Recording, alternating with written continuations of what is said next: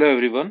चलिए बेटा स्टार्ट करते हैं आपके टीएस गरेवाल वाली बुक से एक नया चैप्टर अकाउंट इक्वेशन, जिसके बैक क्वेश्चंस पे मैं हूं और इसके हम सॉल्यूशन बनाने जा रहे हैं।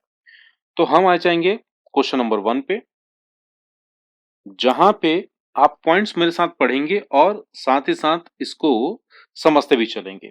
स्टार्टेड बिजनेस विद कैश, इसका मतलब ये हुआ कैश आया, और जब हम कैश बिजनेस में इन्वेस्ट करते हैं तो उसको बोलते हैं कैपिटल। इसका मतलब क्या हुआ, पॉइंट नंबर 1 के लिए मैं यहाँ पे, मुझे यहाँ लिखना चाहिए एक्चुअल में, मैं क्या करूंगा, यहाँ पे एक नया कॉलम बनाऊंगा और नाम रखूंगा कैश।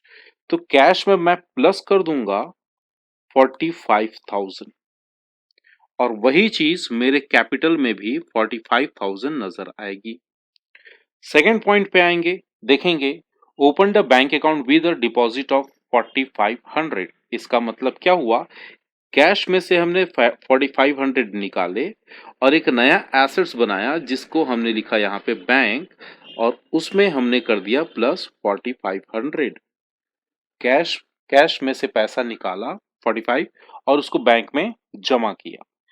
थर्ड पॉइंट पे आएंगे, bought goods from MS son and company for 11,200।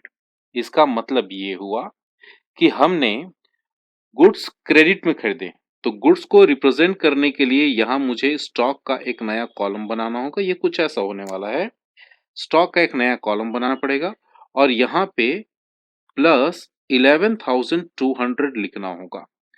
अब भाई साहब हमने तो ये चीज क्रेडिट में लिया है, इसका मतलब हमारा एक लायबिलिटी बनेगा, और यहाँ पे हम लायबिलिटी लिखेंगे क्रेडिटर, और क्रेडिटर के नीचे में जिस कॉलम पे, जिस लाइन पे आपने लिखा है थर्ड पॉइंट, सेम यहाँ पे प्लस कर देंगे 11,200। अब आपको फाइनली टोटल करके अपना आंसर निकालना है।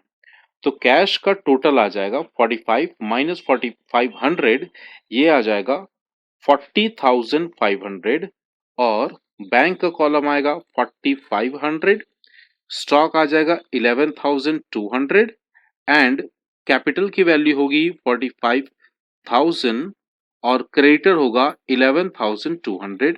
अगर आप चाहो तो क्रॉस चेक कर सकते हो कि इसका टोटल और इसका टोटल, ये दोनों टोटल आपस में इक्वल होने चाहिए, बराबर होने चाहिए।